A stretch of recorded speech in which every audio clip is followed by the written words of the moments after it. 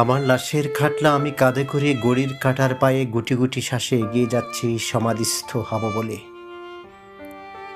জীবনের আড়ম্বর মানে সমাধির চারপাশে পাতাবাহারি গাছ বপন।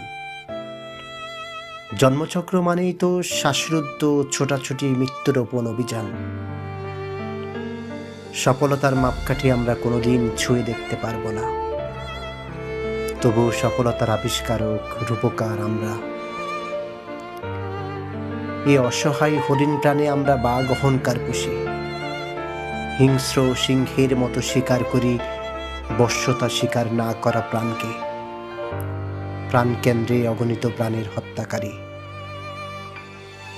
এই মারহীন নীলবিহীন খসখসে সময়ের শাড়ি বুননের ফাঁকে ফাঁকে সুকৌশলী বংশ বিস্তার করছে কালসাপ।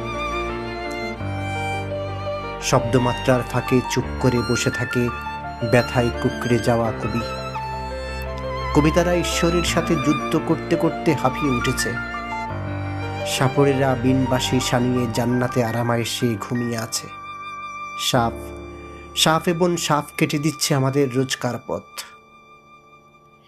নিজের লাশ কাঁধে করে ক্লান্ত আমি আমাকেই বেঁচে থাকার সান্ত্বনা দেই, মিথ্যে রূপকথা শোনাই। রাজকন্যা আসবে একদিন এই শূন্য বুক আকাশে, কবরের কপাট খুলে যাবে রাজকন্যার খোলা চুলের গ্রানে।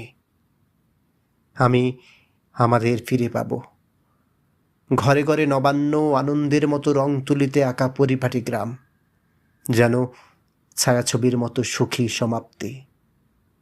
মৃত্যুযাত্রীদের ভিড়ে কাঁপছে পৃথিবীর বন্দর।